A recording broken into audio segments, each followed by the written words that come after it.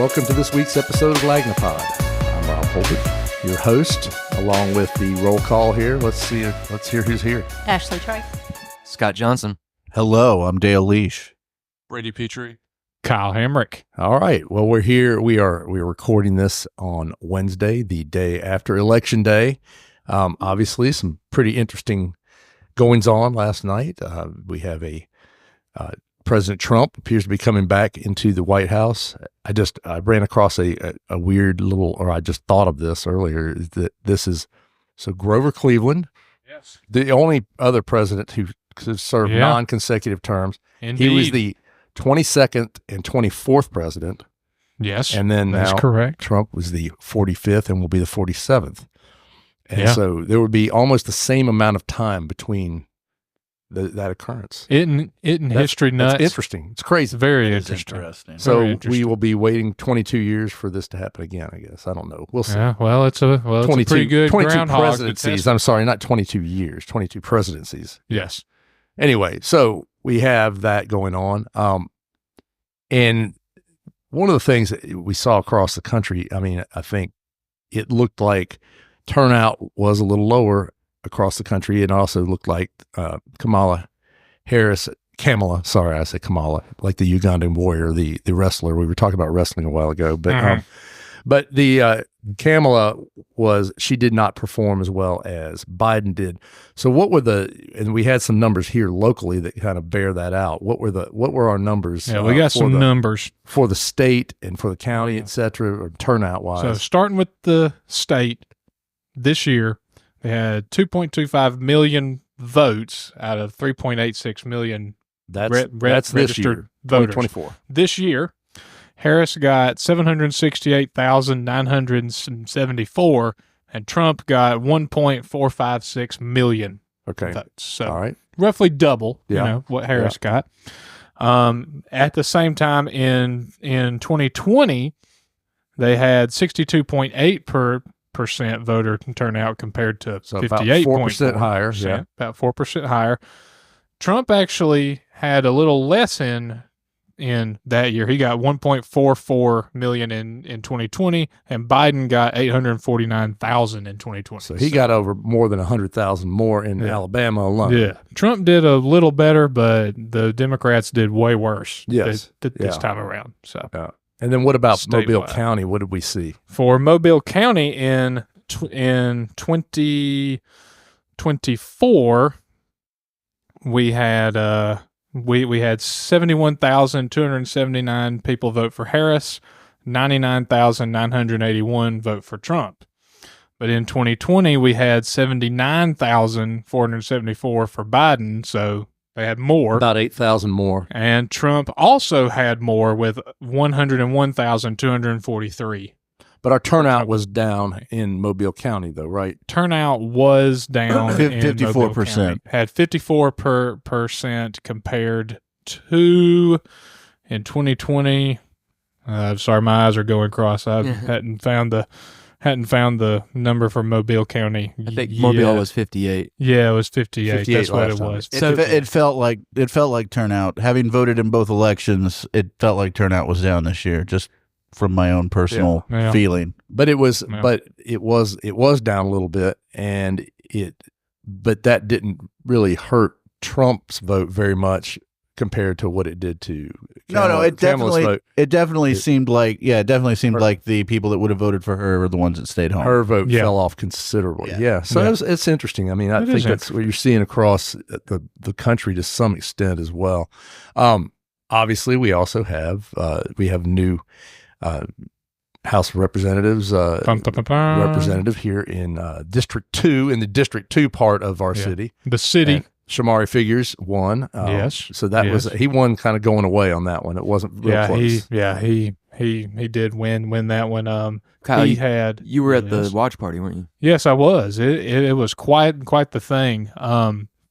Figures did like a little press gaggle with a bunch of the journalists who were there. There was all kinds of media from out of state. And as we were chatting with him and asking him some questions, the call came in from NBC, and the room just started screaming. And Shomari kissed his wife, He hugged his mom, State Senator Vivian Davis Figures. He hugged them both, and then he turned back around to the lights and cameras and said, all right, we're going to start it all over from the top. Yeah. And went into the work he plans to do and all the things that still have to be done. It was an electric experience at the Figures camp. Brady, you were at the Dobson camp. Were they surprised by the results, or do you think they knew the whole night? I think they knew the whole night, just based off of my gut reaction. Because when Caroline got there a little after 7 when it was supposed to start, and she and her team kind of hunkered down in a room away from everybody else, and we didn't see her for the rest of the night until she came out for her concession speech. And about probably around the 9:30 mark-ish is where a lot of people started to leave, and I'd say 2/3 of the people that were there at the beginning had left by the time Caroline took the stage. So I definitely think that, their body language wasn't great the entire night, and I think they kind of knew going into it that this is where it was headed. So there were signals of this. You had a poll coming out over the summer that put Shomari about 12 ahead, which I think he ended up being about 10% up in the vote. Yeah. So he won by about 10% of the vote, which is that's pretty significant. And I think the difference in the district is not 10%. It's much closer than that it's 5. Yeah. So he actually outperformed the difference, the racial difference, I would say. So obviously he had some support it didn't fall strictly on racial lines in terms of vote. So he had some support there that was a little stronger than just the way it was divided. Right. And Caroline did very well in the rural areas and everything. And I think had she done much better in Montgomery, which was very early to report, I think you would have seen a lot more enthusiasm for him. But Shomari, I don't have the numbers in front of me, but I know Shomari did very well in Montgomery early on. I think that kind of doomed any hope that Speaking of reporting, speaking of the numbers coming in, I'm all over that. So what, you guys were all in rooms full of journalists last night. What was the overall feeling about Mobile County's where are the numbers votes being delivered? Where are they? One reporter I spoke to said, quote, "What the hell is going on?" Yeah. It seems like that every year.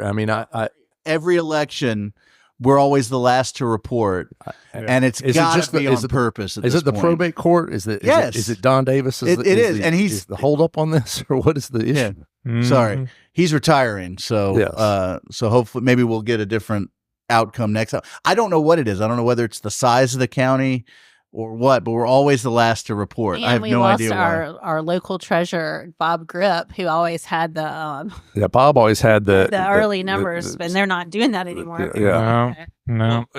At the Republican Watch Party, which was held at Fort Whiting, they had the building reserved until 11, and so I think Caroline gave her concession speech at 10:35, somewhere around there. After 10:30, and there were some conversations about what are we going to do if this thing lasts till 11? What are we going to do? They're going to kick us out. So it took way too long for these results to come in. Yeah, that's a real problem. I hope that Mark Irwin, who is now the judge elect, I hope that Mark will listen to this podcast, number one, and address this issue, because it has been an issue for some time, and certainly something that we need to do a better job in this county of getting the numbers out at a reasonable time. Every election I've covered for this paper, it's been slow as molasses. I know, every single one. We're waiting for you guys to write stories and reading stories. It's like, when are these numbers coming in? I kept asking. I was like, how do we not have any numbers for the congressional race? Right. I asked 3 times. I'm like, we have to have numbers. It's nuts. Yeah. It is nuts. I don't. Are they waiting to gather them all before they're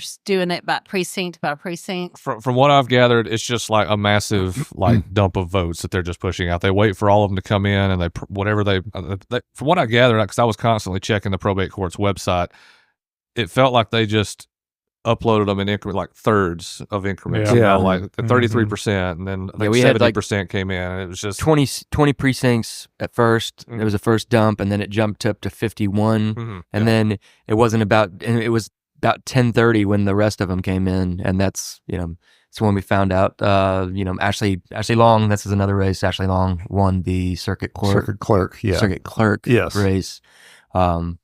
Sitting at that, what was it, 77% for about 2 hours, it looked like a close race. It looked like it was 52 to 48. Is that right? Yeah, that's what it was. So, and she was running against. Oh, that's right. It looked like it was pretty tight for a while. Yeah. So it was like kind of like, wow, where is this going? And then right about 10:30, it just dumped the remaining 20 plus precincts, and it was she jumped up to 57. Well, I would love to know what they're doing in other counties that is different than what we're doing in our county, because it definitely is. We certainly lag, and I think y'all talked to some people at the AP who covered the whole state who were like, Mobile's the last one. There was a journalist from the AP who was sitting at the same table as I was at the Figures campaign, and she turns to me, she's like, "Where's Mobile County?"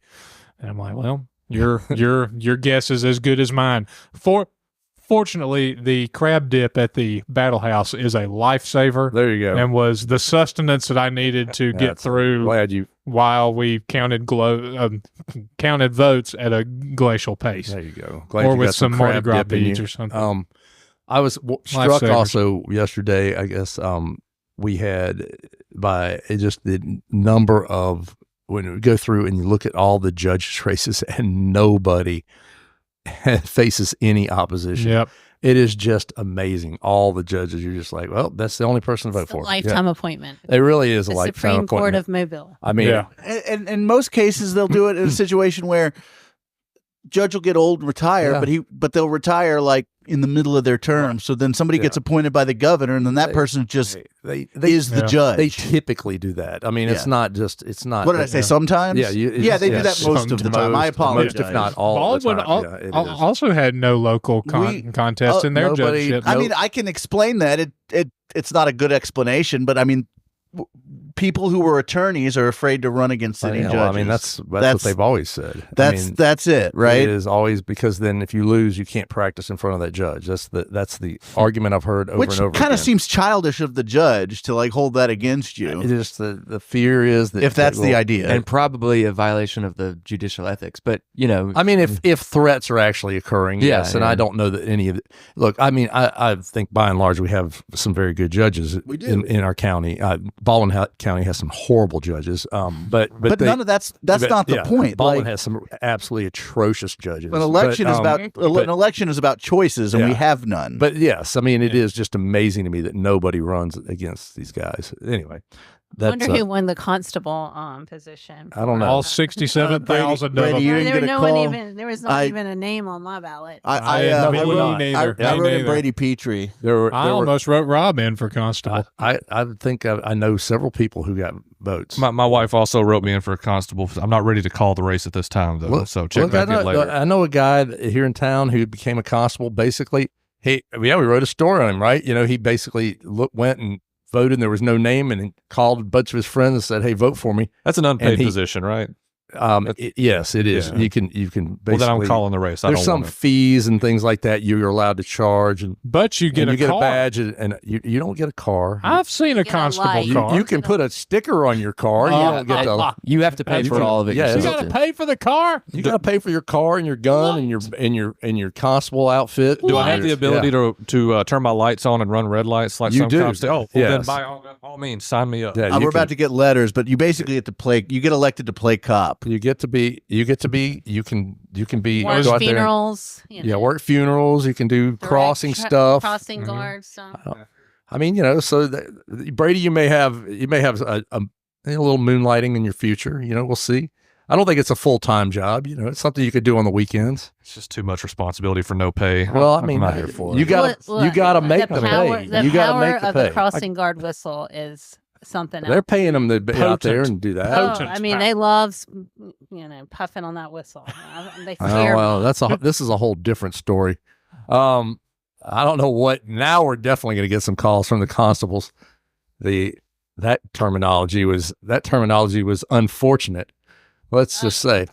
Anyway, so it was aggressive whistling. It was a once again very interesting election. I think it was I obviously we'll talk about it in the next segment, maybe a little bit about just from the national standpoint, from the media standpoint, what we all saw and what happened at the end of the day. We're going to take a little break and we'll be right back.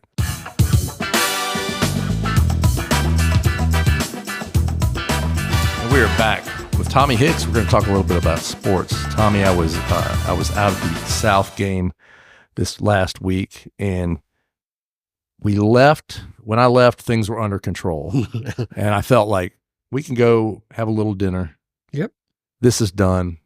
We'll watch it on TV somewhere. And everything fell apart. What happened? Good work, Rob. I know. I feel like I let them down. You did. I let them down. I think I'm taking the blame. well, good. They need some. Coach isn't taking the blame. I'm taking the blame. They need somebody to blame on that. He's getting paid a lot more than me. He should take They the blame. went, what was it, 3 quarters when you take the second half from the previous game and the third quarter of this game, so second half points. They were 51-0 at one point, and then they gave up 20 points in the fourth quarter and didn't score and lost by 4 to Georgia Southern, which is a game they really needed to get.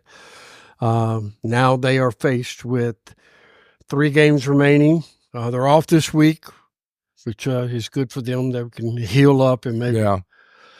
Certainly, it's big because Gio Lopez got hurt late in the game, probably a concussion, so he'll have to go through the protocol, and that will give him an extra week. And they believe that he will be cleared and back and ready to go because they play the number 1 team in the West, Louisiana, at Louisiana next Saturday. Then they go to Southern Miss, which is struggling really badly this year, but then their final game is at home against Texas State on Friday after Thanksgiving.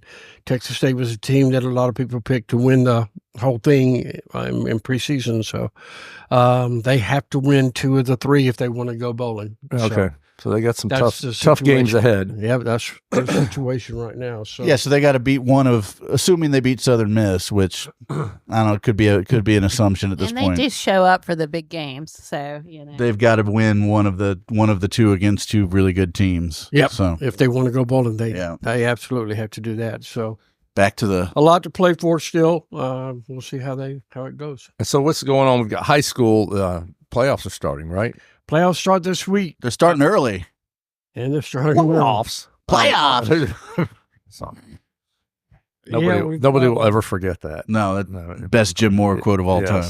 Because of the impending weather, some of the games have been moved to Thursday, as we know it on Wednesday afternoon. Yes. It looks like the hurricane is going to move over toward Louisiana. Yeah, it looked like it moved again, so that the projection moved. Yeah, and they're basically claiming it's going to be me too. It's going to be a rainmaker. Yes, but it's basically supposed to be 40-mile-an-hour winds by the time it hits. So that's not anything. That's nothing we haven't seen before. It's pretty standard. Yeah, that's not a big deal. But if you're following playoffs, Saraland, Mary Montgomery, St. Michael, and Bayside. Bayside was a recent addition to the list today. We'll play Thursday games. So will Fairhope, but Fairhope is at Hoover. But the others are all home games that'll be on Thursday. And then for Friday, we have our playoff home games will be Baker's playing Hewitt-Trussville. Spanish Florida's playing Benjamin Russell. Williamson is playing Northside. Viger is playing Sipsey Valley. Sipsey Valley, yes. And then the rest of our teams are on the road on Friday. What's interesting is I think the Mobile County Public School System wanted to move all of the games with their teams to Thursday, but there's an AHSAA rule that both teams have to agree to move the date of a game. And in Williamson and Viger case in particular, what I've been told is those teams said, no, we don't want to move the game. We'll see you Friday. They want to play in a rainstorm. They want to play on the rainstorm, I guess. So, not important, but Sipsey Valley sounds like something a white woman would call her like wine drinking club. Like, welcome to Sipsey Valley. Sound like a brand. I'd love Sipsey the Valley Valley Vineyards. Cab. So one of my fantasy football leagues, we are required by the rules of the fantasy football league to have your team come from some small town in Alabama. And so there's a Sipsey this year, the Sipsey Tipsies. The Sipsey Tipsies. I heard Trussville, and a couple of years back, somebody was the Trussville Trusses. Nice. Yeah, there's some of those things. There's better names. Don't let them get a hold of semen. It's been there. There are many. They're slap out. It is. They've all been over the many years, they've all been graced by a football team from the league. But anyway, that's not really important to the vast majority of listeners. But yes, what else we got going on? We got basketball starting up. Yeah, college basketball started. The South Alabama men lost their for opening game Monday night at home against Central Michigan. To give them some credit, I mean, they were down 22 at one point in the second half, and they were down 16 with 5 minutes to go. Made it a 2-point game with 11 seconds, but then you've got a foul and charged back, but didn't make it. Made their free throws, and that was pretty much it. The South Alabama women won their game. Mobile men started the season with a win, and the Mobile women are 1-1. Spring Hill will open their season up this week and next week for the men and women. But high school basketball, McGill's got a big tournament. They always have a tip-off tournament. It'll be Thursday, Friday, and Saturday at the CYO and at the Porter Center gym on campus. Portier. I moved here. I have to learn. That's okay. I always thought it was, Gaucher. I don't see how you get Gaucher out of that spelling, but that's what we do. That's another story. That's a whole different story. But we have all that going on. Flag football's going on. We got a bunch of teams that are still alive in that, and Daphne, Alma Bryant both won big games this week. So is this the weekend or the week that they're going to start selecting in the college playoffs? Is that? Yes, yeah, that happened last night. It came out last night. No one should know that, but during all the election stuff, it got lost. So what was the outcome? Oregon's won. Does anybody know? Oregon's won, and then Ohio State is 5. I can't remember what the Ohio State dropped to 5 because the Power 4 leagues, all of their champions will fill 1, 2. So they assume, they had Oregon winning the. Gotcha. So that puts. Is this just a projection or a done deal? No, this is a projection. This is the actual playoff committee that says these are our 12 so right far. now. This is, and it changes every week. If everyone were to win out, I think that's how they feel like this would go. So this is still sort of a fluid thing. Like Alabama's number 11. Alabama's in right now. But they're just basically saying, as of this point, if they lose if they lose at LSU, those teams will flip-flop. Gotcha. Okay. That sort of thing, yeah. Okay. All right. Well, that's fascinating. I mean, it's the first year for it, so I have no idea how it works. I mean, right now, probably the most interesting matchup was that Alabama would have to play Texas at Texas in the first round. Okay. Based on the way the rankings are right now. And just like everyone predicted, 2 teams from Indiana are currently in. Yeah, just like everyone predicted. Everybody said that. 2 teams from the state of Indiana. Juggernaut. Yes. Yeah. Well, that's fascinating stuff. It'll be fun to watch that. I think that over time is going to become a lot of fun for people to see this tournament develop. Yeah, and it'll change week to week. Yeah. I mean, they'll come back up according to what happens this weekend. Those rankings will move around. So it'll be fun. I did see, just add one quick thing where the kid from Baker. Phelan. Yes. Phelan, the Phenom. Phelan. That he had a really good game at Alabama. He's the real deal. He's the truth, as the millennials wasn't the think truth the kids when say. he originally committed to Auburn, according to That Dale. was not the truth. But he has become the truth truth now. Yes. It's just like real estate. Location. Sometimes the truth takes a little longer to come out. It does. He's gonna be Sometimes the truth will set you free. He's gonna be There's a lot of things he's gonna be very good, as is Alabama's basketball team, and I'm gonna put all my self-worth into basketball season, so that should go well. Well, it sounds good. We'll thank you, Tommy. We're going to take a quick break, folks. We'll come back and talk a little about some other things. We'll be back. Bye.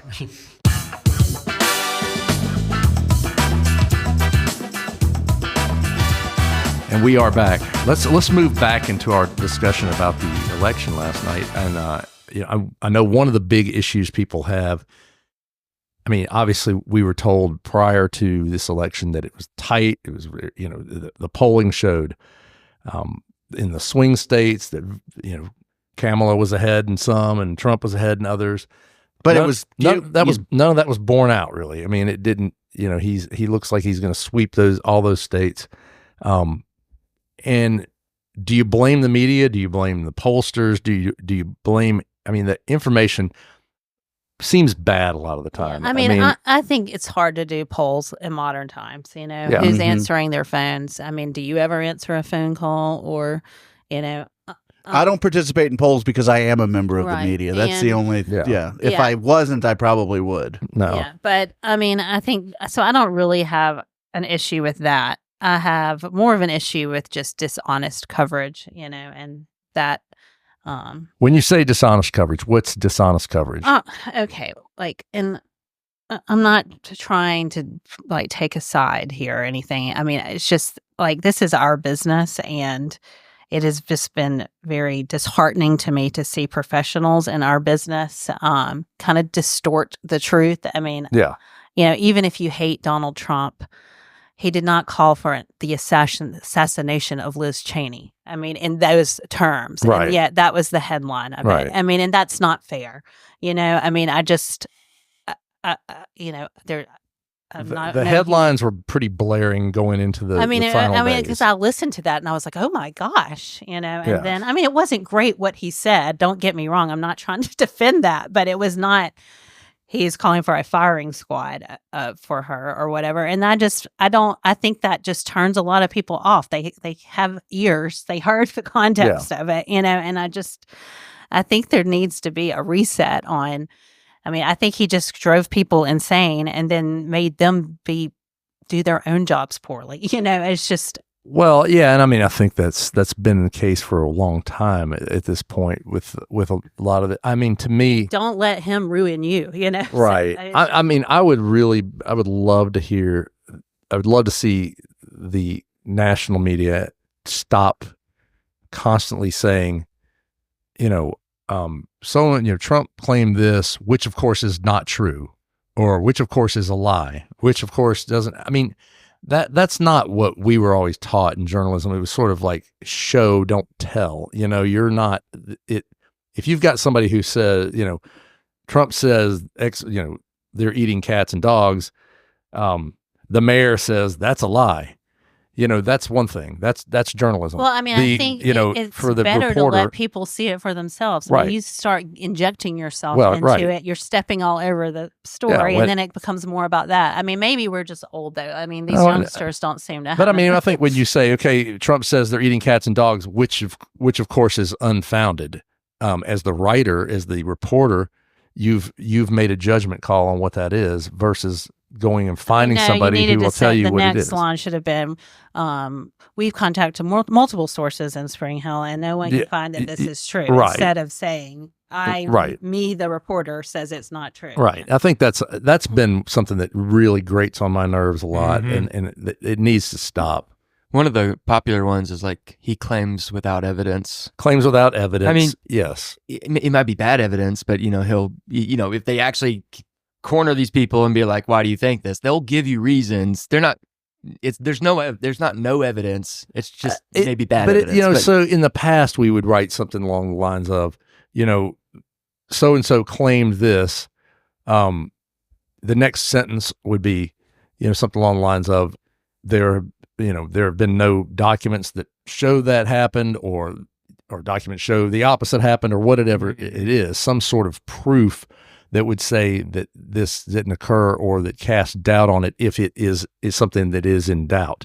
That's, I mean, I think again, it's gotten to the point where facts don't seem to matter and I'm not saying they're always wrong. I mean, to me, yes, the whole concept of the 2020 election being stolen, I don't see any evidence that occurred. But to continuously, every time it's brought up, say that it's unfounded, that it's a lie, that kind of stuff, I think it really reflects poorly on the journalists, and it does get into opinion making, I think. Well, I mean, I just think the way the modern media has, devolved into all these silos. Yep. I mean, I don't want that. I just want you to tell me what someone said, and I don't want your opinion on it. I just want the news. It's just, I mean, when you live in a bubble like that, I mean, people are stunned. If you're only watching MSNBC, you were absolutely stunned by the election results last night. I mean, because you've been in a bubble. I mean, we need to all get out of our bubbles, but I think they shouldn't even exist. I don't think. And yet they're becoming more popular. So while we're here saying, and I agree with you, we need to get out of our bubbles. Well, we're saying that the business of media is telling us, and I assume they're doing it because of business decisions. The business of media is telling us, no, we're going to be more siloed because that's what people wanted. So what is it? I think this is what it is I think, when I think you're doing objective reporting, you run a real risk of both sides getting mad at you for various things all the time. Yes. People are mad on this side, they're mad on that side. They think, we get called liberal, we get called conservative all the time. When you're in that silo, you've got your whole team of people, and they're supporting your you. praises. They're reporting, I love Fox, I love MSNBC, I love what they're doing. But if you watch CNN, and I don't ever watch MSNBC, but because it's so far left. But I mean, if you watch CNN, and then you watched Fox, it seemed like there were two entirely different elections going on. Yeah, I mean, it's crazy. That is just,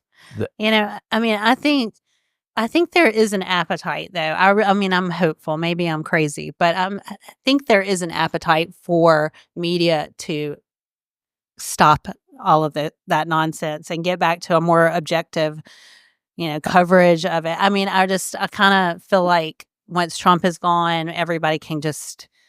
And I know we got 4 more years now, but in 4 more years, maybe it will change. But maybe that's... I don't know. That's the question. Maybe the genie is out of the bottle. Oh, that's the question I have is really, do people want objective media anymore? They claim they want objective media. I mean, I do. I want to hear everyone. I want to hear both sides. But you're in the media. You're a media I want to hear. The facts don't bear that out right now. You got too many companies coming here that are partisan and doing whatever they want. They come in. I mean, you look at these. There's an example right here in the state. Yes, you look at these startup partisan publications online, and they are completely one-sided. And in a matter of a year or two, everybody's like, "Well, did you read this? Did you read that? Did you read this?" Yeah, that's infuriating to me. I mean, it's like people that don't do any of the work. I mean, they make so many mistakes, and they have so many things on that are so partisan that they're doing, but people are gobbling it up. And they'll throw up a one-source story on their website or whatever,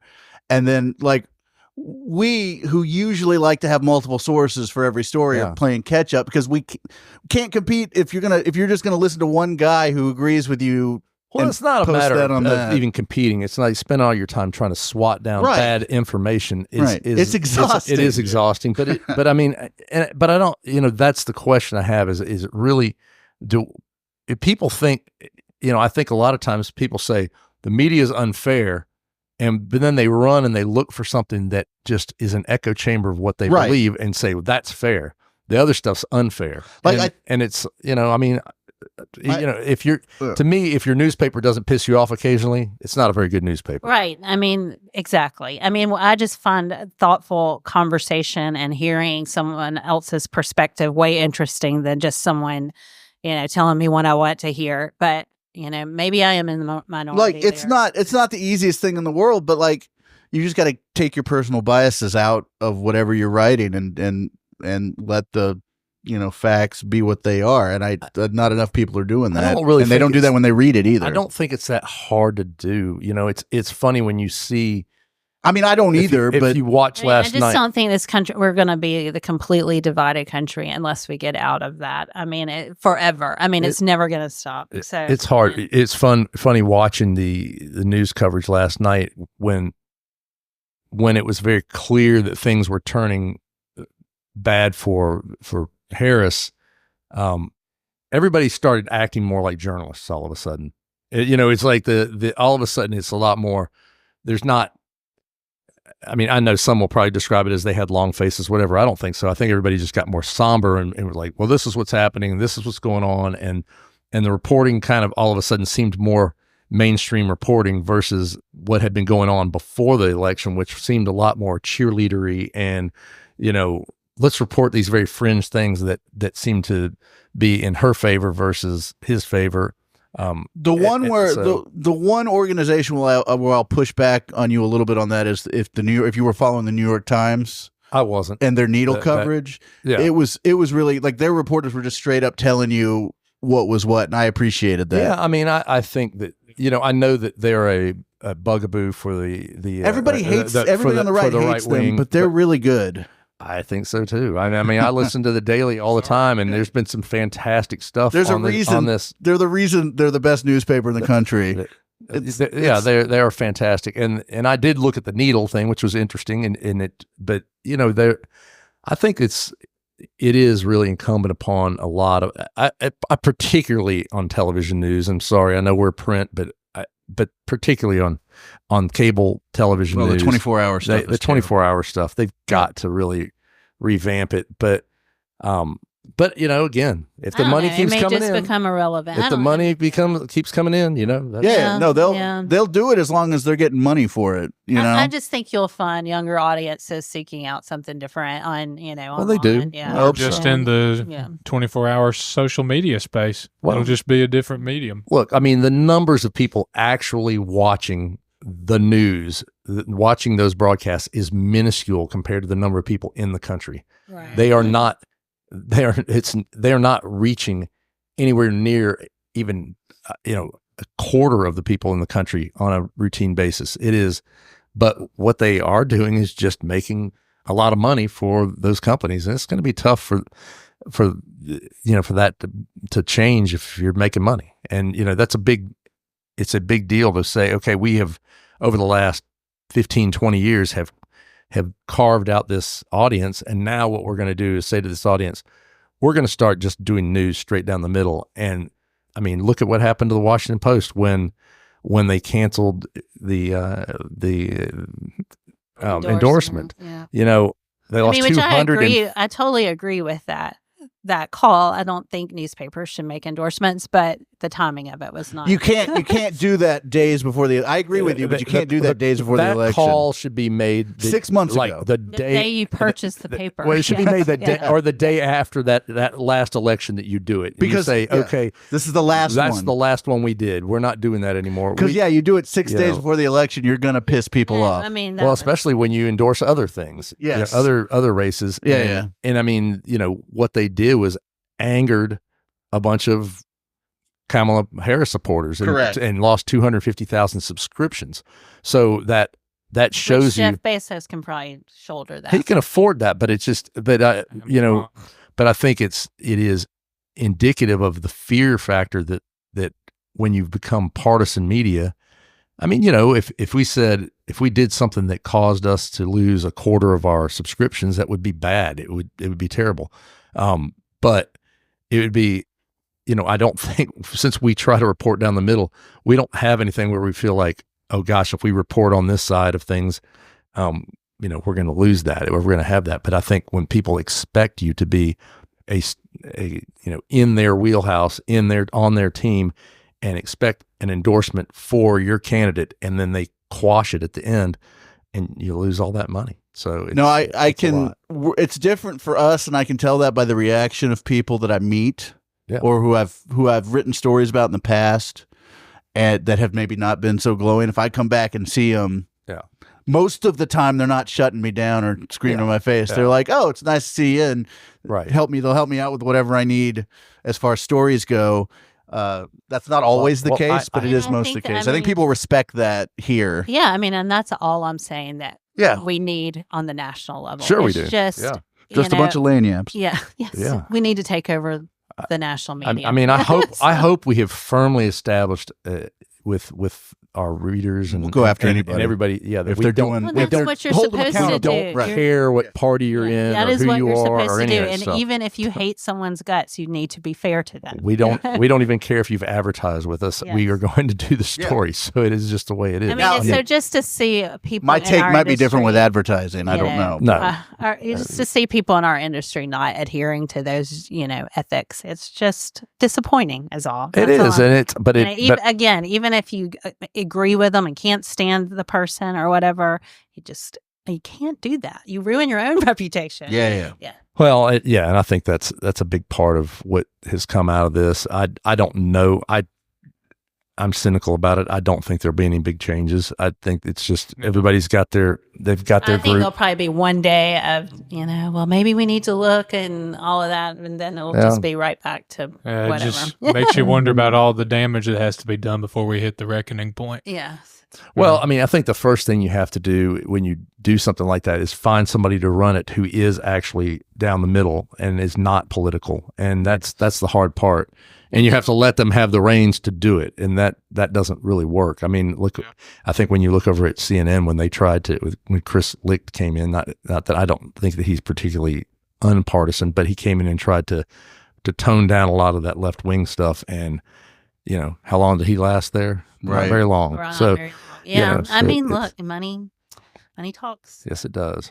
Anyway, well, it's we'll try to keep that light of journalism shining here. We will as soon as we get through taking over global media, we'll be back next week.